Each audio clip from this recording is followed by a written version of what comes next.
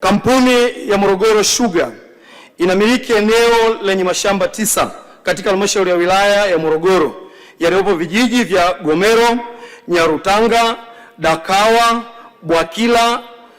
Bwakila Chini, Ngazi, Vigolegole, Msonge, Tanunguo na Tulo.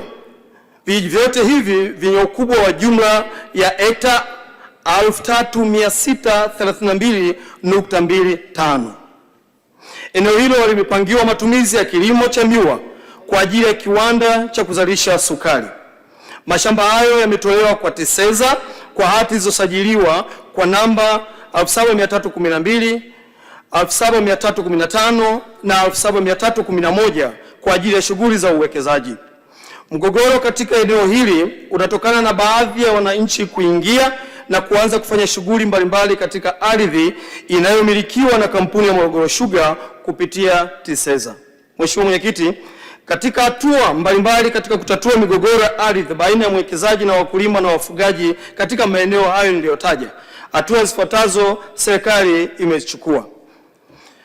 Mipango ya matumizi ya ardhi katika vijiji vyote vinavyozunguka mashamba hayo imeandaliwa na wananchi wameanza kupata hati za haki miliki za kimila.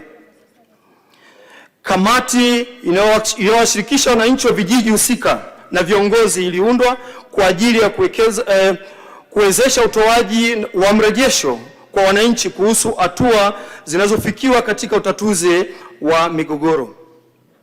Wananchi wameendelea kupewa elimu kuhusu umuhimu wa kuheshimu mipango ya matumizi ya ardhi iliyopitishwa.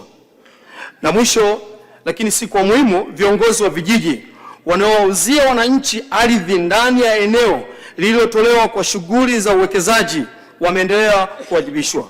Mheshimiwa Mwenyekiti, wananchi wanaoishi maeneo yanayozunguka mashamba haya, serikali inawaagiza kuzingatia sheria na kanuni za umiliki wa ardhi ili kuondoa migogoro hii.